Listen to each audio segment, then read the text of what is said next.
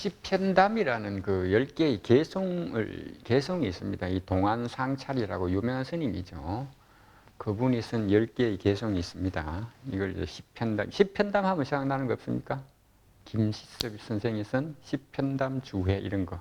이 십편담이 됐습니다. 근데 김시섭이 십편담을 한 건 이 십편담이 아니고 화엄경의 십편담이고, 이 십편담에 대해서 쓴 분은 만해 한용운 스님이 한 게 있어요. 그 10개의 개성 중에 5번째가 이 개성이라. 이 연교가 뭡니까? 연은 설명하다잖아. 가르침을 설명한다. 그 중에 이 둘, 넷, 여섯, 여덟, 7자니까 7은 율시잖아. 중에서 4구절을 뽑아낸 거죠. 뽑았는데 요거는 보시고 요게 요 4구절을 딱 뽑았잖아. 자, 요 앞에 거 한번 볼게요. 삼성, 차제, 연검은. 삼성은 뭐죠? 성문영각 보살이잖아요. 성문, 영각, 보살을 위해서 차례로, 성문을 위해서 암경을 영각을 위해서 이를 쫙 설명한다 이거지. 차례로, 그거는 역사적인 사실은 아니에요. 그냥 우리가 하는 말입니다. 그런 성문, 영각, 보살을 위해서 차례대로 검은은 뭐죠? 부처님의 말씀이죠. 검은. 부처님이 말씀하신 걸 뭐라 그럽니까?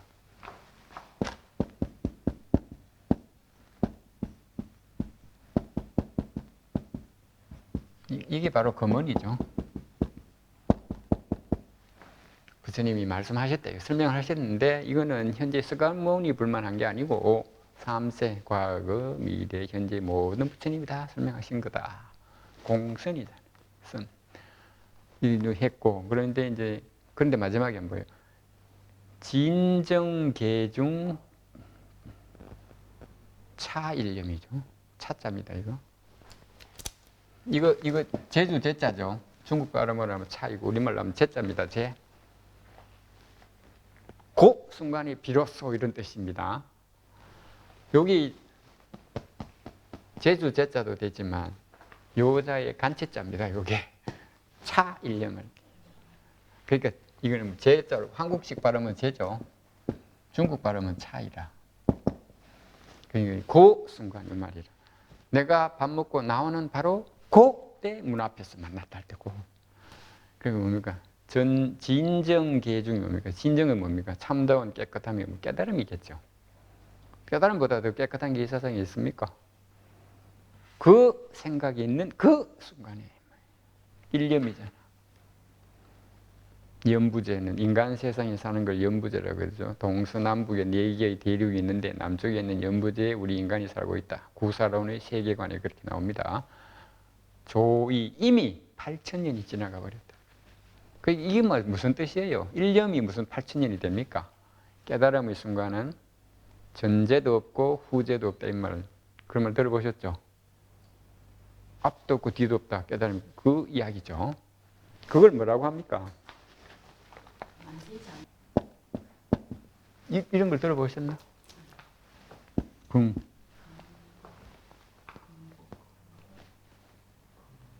긍자는 이르다, 뭐뭐로부터.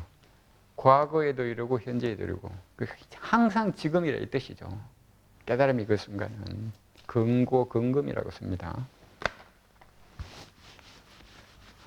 아니 수십 년 절에 다니면서 수많은 법문을 듣고 강의를 들었을 텐데 뭐를 필기를 봐야 합니까? 이제 이해가 되죠, 이게. 일념이 바로 8,000년이라는 거. 일념이 3천, 일념 3천설은 들어보셨죠? 천태지의 일념 3천설. 그건 설명 안 드릴게요. 어쨌든 여기는 일념이 8,000년이야.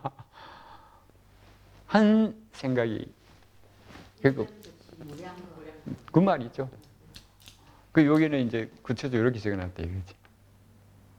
일미진중 함시방 하듯이. 그래서 이 개성이 아주 뛰어난 10개의 개성을 다 설명해 드리면 되는데 시간이 있으면은 그거는 안 되니까.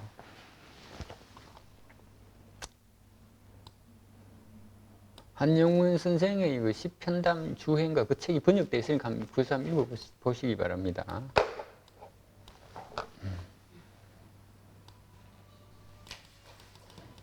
자, 이제 여기서 금강계단에서 이쪽으로 돌아가면은 나오는 게 대방광전이죠. 대방광전에는 요게 딱 있어요. 자, 여기 한번 볼게요. 양유, 요거 무슨 자입니까?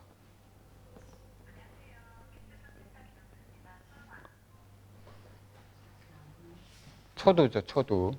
가지 끝. 양유, 버드나무잖아요, 양유. 여러분, 관세음보살님 그림 보면 뭐 들고 있습니까? 병하고. 전병하고 보전하고. 그래. 왜 버드나무를 들고 있죠? 그게 몸을 상징하는 거 아니에요? 아니 그게 그 버드나무가 좀 양리 작용을 한다더라고. 근데 요즘 현대 와서 그 버드나무 가지에서 그 어떤 그런 약 성분을 그 추출한다 하더라고. 부처님 당시에 그런 거 알았을까요? 그럼 몰랐는데도 몰랐는데도 그래 그거를 썼다라는 게. 예. 그건 몰랐는데 어떻게 썼냐 이거지 내 말은. 예. 유한양행은 버드나무 양자니까 그 말씀 일리가 있어요. 유한양행 우리나라 유일한 선생 유한양행. 유일한 선생이 그 독립운동가 아닙니까? 아주 뛰어나. 왜 버드나무를 했냐? 옛날에 부처님 당시 바이샬리, 여러분 인도에 가면 바이샬리 가보셨죠? 그 유적지 답사할 때 가잖아. 대림 중각 강당이라면서 뭐그 아식과 석주 있는데 가잖아요. 그 바이샬리에 전염병이 돌았어요. 그때 부처님이 깨끗한 물을 버드나무에 적셔서 병 걸린 사람한테 뿌려주면 낫는다. 왜냐하면 그 워낙 더러워서 생긴 게 전염병이잖아요. 그런 경전이 나오는 게 있어요. 그게 내가 자바암경 어딘가 나오는데 그때부터 이 버드나무를 관세음보살이 상징으로 들게 되는 게 있는데 그 정병에 깨끗한 물이 있잖아요. 그래서 정병이잖아. 그 정병에 버드나무 가지를 축여서 뿌려준다고. 그래서 버드나무입니다. 그런데 다행히 말씀하신 것처럼 병 해독에 도움이 되는 효과가 버드나무에 있다는 거지. 그리고 스님들이 요즘에는 우리가 양치질 하지만 옛날에는 스님들 밥 먹고 뭐로 했을 것 같아요? 버드나무로 입을 이래 했어요. 그게 양목이라 그래. 버드나무가 필수품이에요.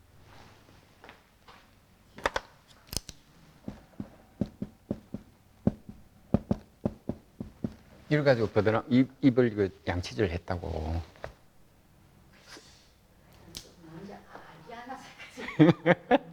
그런데 버드나무가 그런 효과가 있다는 건 알았겠죠. 또 구하기가 쉽잖아요, 일단. 구하기 어려우면 그거 알아도 그 물만 있으면 살잖아요, 버드나무는. 우리 버드나무는 주로 뭐 백양나무 이런 거 있잖아요. 백양나무 있고 물가에 있는 건 능수버들. 근데 이제 중국의 타클라마칸 사막에 가면 호양나무라고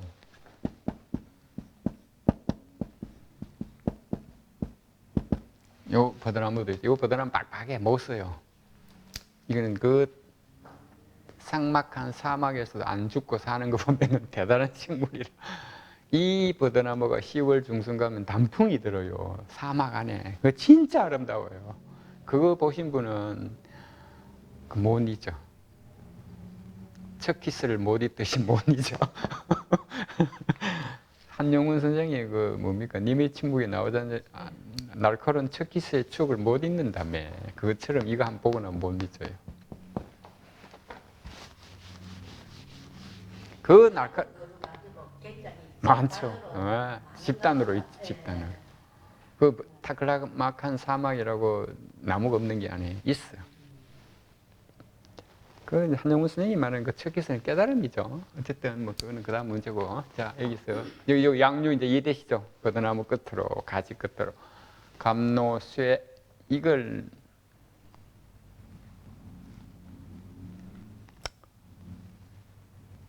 요 사실은 동사니까 여기 앞에 보고 사감노 이래 돼야죠. 사감노.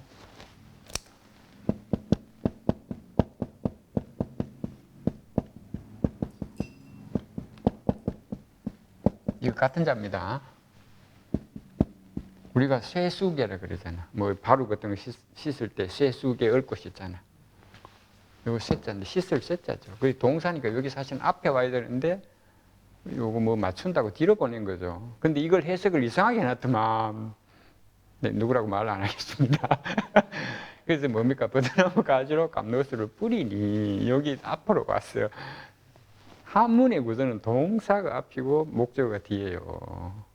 근데 요걸 역도치를 해놓은 거는 시 같은 경우는 뭐 맞추기 위해서 그래 해놓은 거라. 그런 거는 시에 많아. 그러니까 이제 버드나무 가지로 감로스를 적셔서 이렇게 뿌린다 이거죠. 연화향, 이거 뿌리니까 연화향기 속에 푸른 차갑고 푸른 파도가 인다. 이것도 파한이잖아. 벽파한. 푸른 파도인데 그 파도가 차갑다. 사람을 콱 깨우는 거죠. 뜨거운 파도가 아니고 팍 깨우는 거죠. 팍 뿌려가지고 죽어있던 정신을 일깨운다 이거예요. 그리고 7가지 보배로 만든 연못 속에 표옥자. 옥자가 국자거든요. 이 작자잖아요. 국자 작자. 처음 봅니까 이것도? 저기 통도사 옆에 가면 있는 마을 이름이 작천정이라고 아시죠? 그 왜 작천정인지 아십니까? 아니 그게 그리 오래 다녀도 모르면 좀 곤란한데.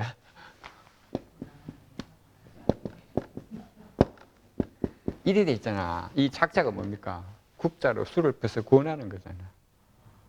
술 구원할 작자잖아요. 이 작천 이래 돼서 왜 그 겨울이 이때가 내가 가보니까 겨울이 옛날에 되게 좋았다 그랬대 경치가. 거기서 이제 많이 놀았겠죠. 그러니까 이런 그리고 작천 거기에 뭐 정자도 있대. 작천정님. 여기 술 먹고 노는데요. 우스개로 나는 이제 세면 기생들 이래서 이래 술판 버려서 노는 데예요. 그래서 이 이름이 작천, 뭐 꼭 그런 뜻의 작천은 아니지만 겨울이 워낙 아름다우니까 지금은 그 제가 한번 가보니까 뭐 풀도 나가 관리를 안 해가지고 좀 안 좋던데 근데 그 옆에 그 벚나무는 많대요. 질문 있습니다. 네. 한글에 쇠자 있잖아요. 씻을 쇠자. 예. 그게 또 씻을 쇠자가 있잖아요. 쇠자는 이거죠. 네. 그런데 그게 어떤 때 이렇게 쓰고 어떤 때 쇠자. 그거는 이제 우리가 언제 엄마를 쓰고 언제 어머니를 쓰냐 이 질문하고 비슷한데 어감에 따라 다르죠. 가까울 때 엄마 부르잖아요. 그러나 공식적인 자리에서는 엄마라고 하면 어머니 그러잖아요. 그런 겁니다.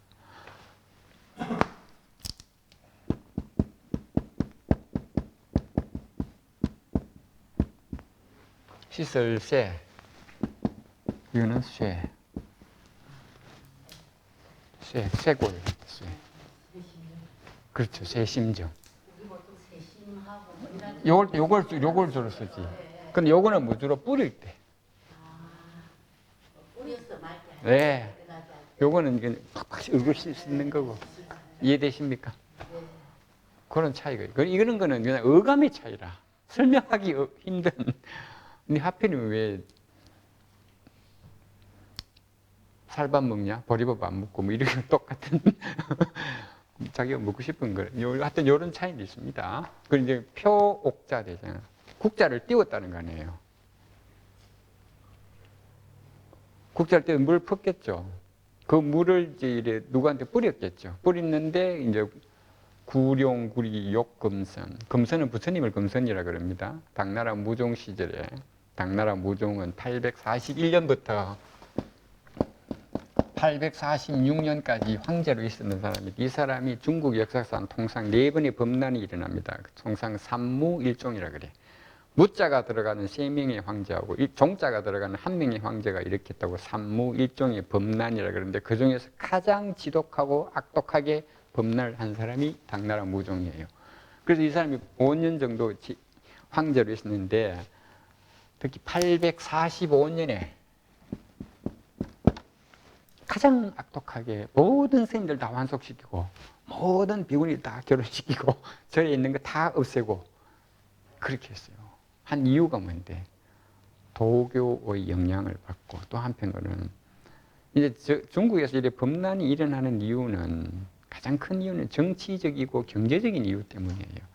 절이나 불교 세력이 너무 크니까 두려움을 느끼는 거라. 중앙 권력이. 그러면 탄압을 해요. 그리고 이 846년에 이 소위 말하는 범란 이후에 중국 불교는 다시는 국가에 대들질 않아요. 지금 중국 가보시면은 아마 그걸 느낄 거예요. 절대로 권력이 안 대들어. 그렇게 변합니다. 그리고 중국 불교는 이걸 기점으로 내리막으로 쫙 올라가다가 여기서 딱 내려. 변곡점이라 그러죠. 변곡점. 변곡점이 이때입니다. 그 무종이 부처님이라고 부르지 말고 금선이라. 금선이 도교 용어잖아, 이거. 금선. 대각 금선, 여기 보는 금선. 이걸 이 단어를 써놨네, 그래. 금선이라고. 그 구룡이 입으로 이래 물을 뿌려서, 이건 이제 은유적인 거죠. 이런 걸 이제 구룡토수라 그러죠.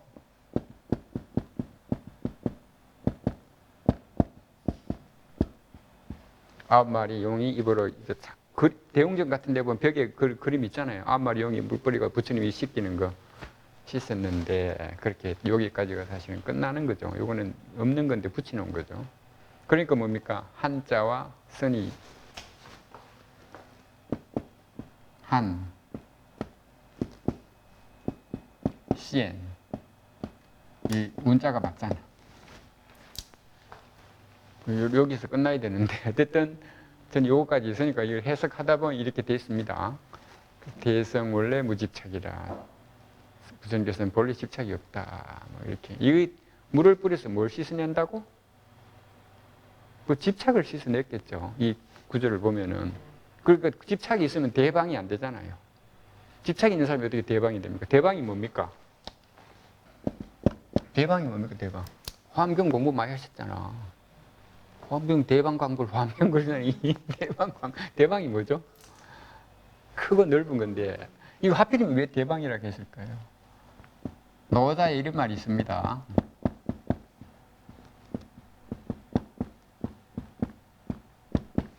큰 사각형에는 모퉁이가 없다.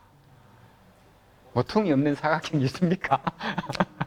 이건 좀 상당히 좀 모순적인 표현이죠. 그렇지만 이만큼 넓다 이러겠죠. 확 트인 거죠. 그 확 트이려면 어떻게 돼요? 집착이 없어야 되잖아. 대방은 그리고 대방은 또한 이 대성경전을 대방경이라 합니다. 대방. 그리고 현대 중국에서는 대방이란 말은 아주 통이 크다는 뜻이에요. 아, 그 사람 아주 통이 크면 따팡, 따팡. 백방이라는 게 그게 그거는 모르겠습니다. 근데 지금 저거는 중국 불교지. 중국에서 지금 저런 주련에 중국에서 온 거지. 인도하고는 조금 거리가 있는 거예요. 인도에서 주련이 있었는지 없었는지는 모르겠는데 주련을 이렇게 써붙이는 건 아마 중국 영향이 있었지 않나 싶어요. 아니 그러니까 구룡, 용 이런 거는 구룡 이런 거는 불본행 집경 같은 데 보면 나와요. 인도. 네, 그 불본행 집경이나 배규경 같은 데 보면 이런 표현이 있습니다. 그거는 이제 부처님이 이제 점점 위대한 그게 되니까 자꾸 신비화돼서 이제 이런 게 나오는 거겠죠. 그리고 룸빈이 가보셨잖아요. 룸빈 연못 있잖아요. 그것도 그럼 용. 아니, 그런 거 상징으로 표현한 거지. 용이 팠다는 게 아니고, 이제 애 낳고 목욕시키잖아. 그걸 이제 용이 목욕시켜 준 것처럼 표현을 했겠지. 그 이제 불전문학이라 그러죠. 불전문학. 아니, 이 전자구나. 불전문학이라 그러죠. 불전문학. 대관광전 앞에 구룡지가 있잖아요. 뭐 그런 것도 표현돼 있겠지.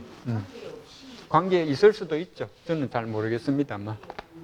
있을 수도 있죠. 그러니까 뭐 여기 이제 그래서 요 말을 일부러 넣었는지 모르겠죠. 이쪽 편에. 그쪽 편에 붙어 있으니까. 네, 네. 뭐 그렇게 뭐 저는 그까지는 뭐 연관을 안 시켰는데 연관시켜도 뭐 틀린 건 아니죠. 자, 그런데 이건 어디서 나오냐? 여기 중요합니다.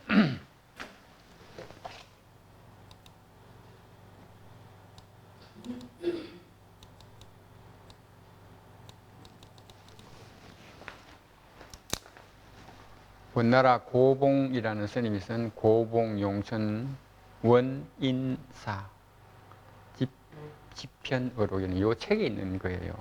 이권에 보면 입단불사문, 입단, 단이 뭡니까? 단에 올라가는 거죠. 우리가 대웅전에 들어갈 때도 그 예식이 있잖아요. 우리가 어간문을 함부로 안 들어가잖아, 일반인들은. 그 대웅전 들어가서도 우리가 함부로 뭐 뛰거나 왔다 갔다 안 하잖아요. 예법이 있잖아요.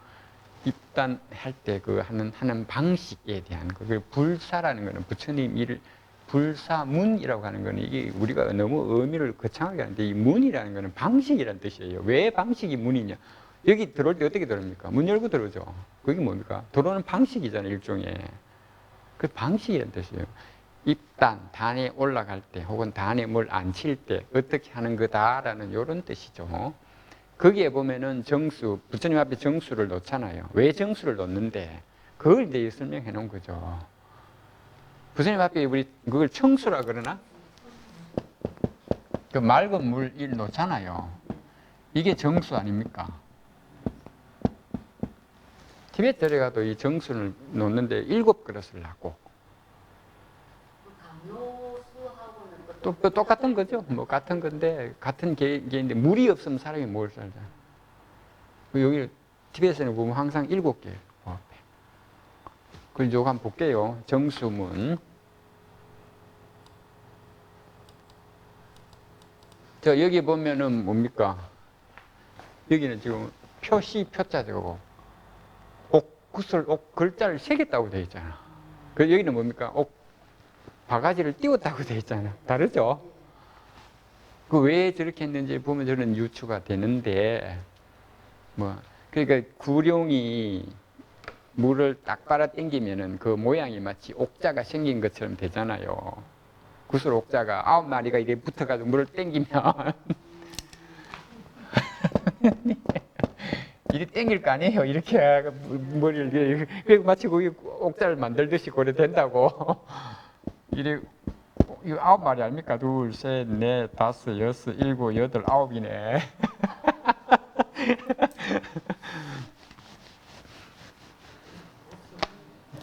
그래 이제 지난번에 설명드렸지만 비둘기들이 무기를 던져주면 비둘기가 어떻게 돼요?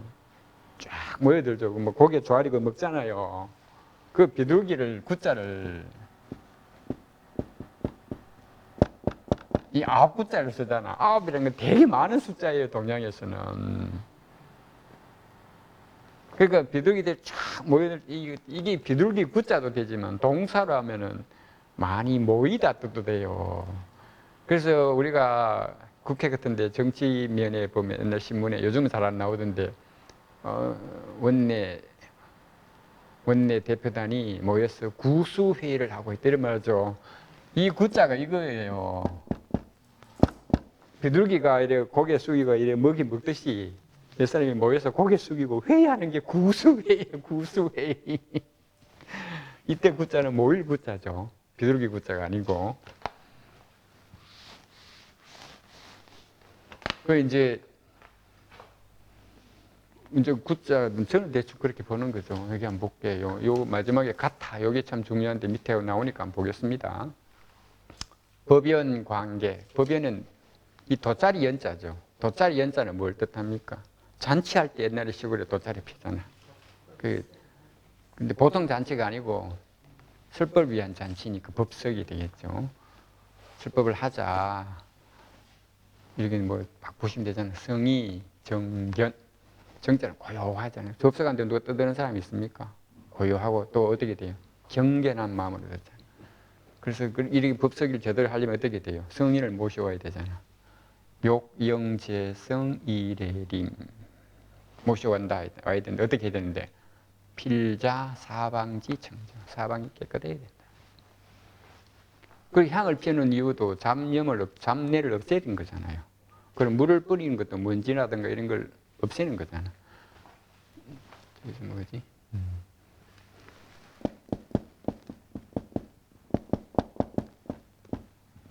이 청정은 두 가지 뜻이 있어요. 불교 경전에 보면 청정이라면 단어 참 많이 나오잖아. 첫 번째는 깨끗하다 뜻. 두 번째는 이 공사상의 공과 같은 뜻이에요. 깨끗한 거는 뭐예요? 먼지가 없는 거잖아. 먼지가 없는 게 뭐죠? 번뇌가 없는 게 뭐죠? 공의 이치를 깨달은 거잖아. 그래서 이 공을 뜻하는 경우도 있습니다. 청정이. 유마경 같은 데 보면 이 청정이 공을 뜻하는 경우가 있어요. 이걸 그냥 예를 들어서 심청정, 국토청정 이런 구절 들어보셨죠 한번? 마음이 깨끗하면 국토도 뭐 그 해석이 문자 그대로면 틀린 건 아닌데 좀 더 한 단계 들어가면은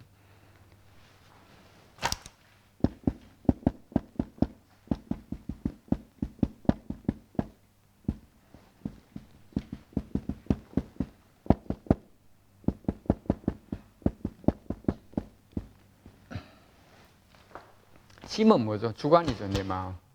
나를 제외한 모든 것은 객관이죠. 그건 국토예요. 주관이 내가 편견이 없고 번뇌가 없으면은 그런 시각으로 세상을 보면 세상도 그래 된다는 거예요. 이거는 내가 마음이 깨끗하면 국토가 깨끗하다 이리 해석하면은 그 좀 초보적인 거고 그 위로 올라가면은 주관과 객관이 뭐가 결정적이다? 주관이 결정적이요. 그럼 요걸 한 단계 더 올라가면 뭐가 돼요? 주관이 공을 깨달으면 객관은 전부 공으로 보이겠네요. 그런 거 아닙니까? 그리고 공기가 없는 걸 뭐라고 해요? 공기청정기 아닙니까? 청정이란 말 여기서 나왔잖아요. 청정기.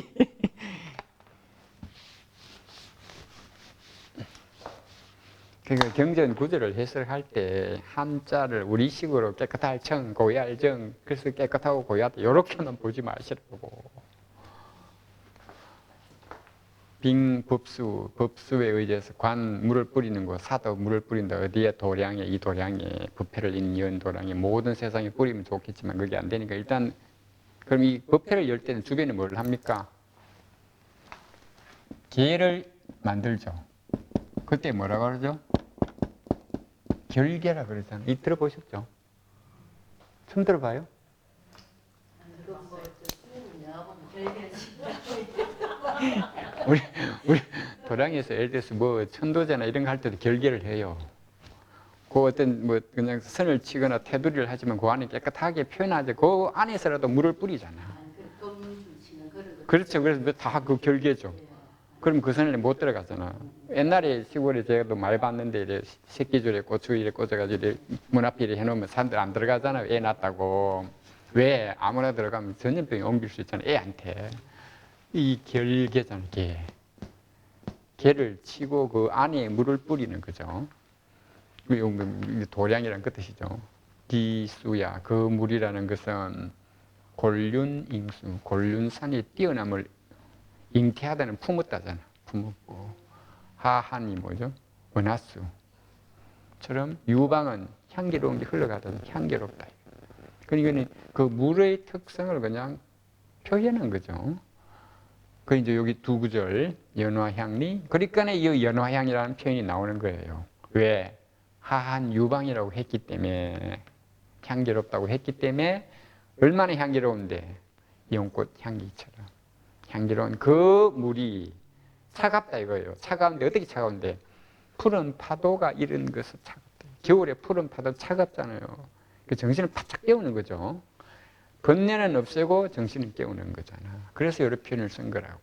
그러면 뭡니까? 그걸 어떻게 뿌린다고? 여기는 지자로 돼 있잖아. 아까는 소자로 돼 있었죠. 다르잖아 글자가. 글자는 의미는 같아요. 양류지두 버드나무 가지로 감노 사 뿌리. 여기는 사자로 돼 있잖아. 같은 글자입니다.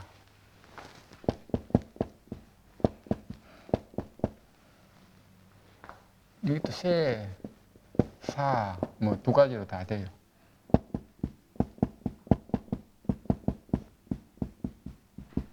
이 글자는 모양은 다른데 같은 글자를 모양이 다르다. 이체자라 그럽니다. 이체자. 모양이 다르다고. 예를 들어서 같은 사람인데 어느 날 정장을 하고 풀 메이크업 하고 나타날 경우하고 그냥 추리닝 입고 나타날 경우 다르잖아요. 근데 같은 사람이잖아. 그 이치했자라고 그게.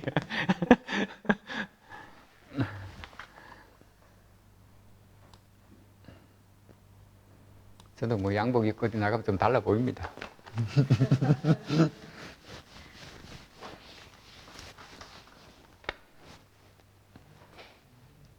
뭐 화장실 다녀오실 분은 다녀오세요. 오늘은 없이 쫙 갈게요. 그래서 뭡니까? 봉악지 삼산대요. 물이 쫙 흘러가면은 그 맑은 물이 뿌려서 흘러가면은 그 물에 산에 그림자가 비치겠죠. 비칠 거 아니에요. 그래서 뭡니까? 봉악, 봉래산과 영주산과 방장산이라는 바다 한가운데에 써 있는 신선들이 산다는 그 세 산이 물에 그림자가 비치고 업한다 이렇게 표현해놨지만 그림자가 비치는 거겠지. 그리고 조계지일파장류, 조계라는 거는 중국의 남화선사 광동성에 가면은 해능선사가 40살 이후에 법성사에서 설법을 하고 풍번의 고사 들어보셨죠? 바람이 움직이냐, 깃발이 움직이냐, 그러니까 네 마음이 움직인다. 그 이후에 이제 이분이 홍인 스님이 의발을 전해 듣다는 그분이구나 해서 법성사 주의 스님이 이제 하고 또 당시 그 지역에 태순관노가 이제 보림사로 모시잖아요.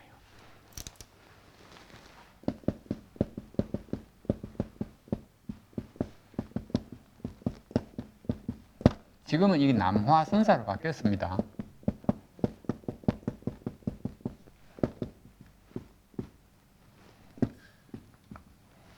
요 보림사 앞에 가면 겨울 이름이 조계예요. 조계에 가보셨나요? 가보셨습니까? 어? 아니, 요 겨울에 가봤냐고, 겨울에. 겨울엔 대충 안 가죠. 근데 저래 보면, 저는 여기 가서 발도 씻고, 조개 사진도 찍은 게 있는데, 여기서 중요한 거는, 우리나라에서는 조시라고 창녕조시하면 이 하나 쓰죠. 중국은 이 두 개 쓴다는 거. 그래서 어떤 한자를 좀 아시는 분이 중국 가서 중국 사람들 조자를 다 틀리게 써놨네. 그런데 틀리게 쓴 게 아니고 다른 거예요. 이 두 개입니다. 여기 또 여기 앞에 이런 거 붙이면 나무 목자 붙이면 구이 조. 소 세풀문 구이. 뭐 그런 뜻도 되고 그래요. 그 여행을 가도 잘 가야 돼요. 거기까지 가가 조개도 안 보고 오고 뭐 여산 독림사에 갔는데 독림사 앞에 개울 이름이 뭡니까? 되게 유명하죠 이거. 호자가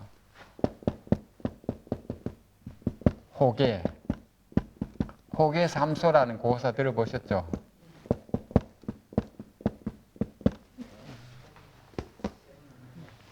본래 그 여산 독림사에 계셨던 유명한 여산혜원이라는 스님이 여산혜원 스님은 334에서 416까지 사신 이분은 도안스님의 제자입니다. 이분이 나는 절대로 이 호계를 건너지 않겠다. 동구불출을 하겠다 이렇게 했다고 했는데 자기 친구인 도연명하고 육수정이라는 사람이 와서 재밌게 이야기하다가 둘이 발해준다고 하다 보니 자기도 모르게 개울을 걷는 거야. 그래서 웃었다는 게 호계삼소인데 이거는 거짓이에요. 도연명하고 여산혜원선사는 비슷한 시기인데 육수정은 후대 사람이라 시기가 안 맞아. 그럼 이런 게 왜 생겼는데 설명을 어디 있나 해놓은 것 같은데 당대 중기에 유불도를 융합할 때 하나의 상징적인 모델로 도연명은 도가계통의 인물이고 육수정은 유가계통의 인물이고 혜원스님은 불가계통의 인물이니까 그래서 이 버무려서 만들어 놓은 게 소위 말하는 호계삼소입니다. 그 앞에 개울이 있어요. 호계라고. 독림사 가보셨죠? 가보신 데가 드무네. 여기 가면 호계라고 있어, 독림사 앞에.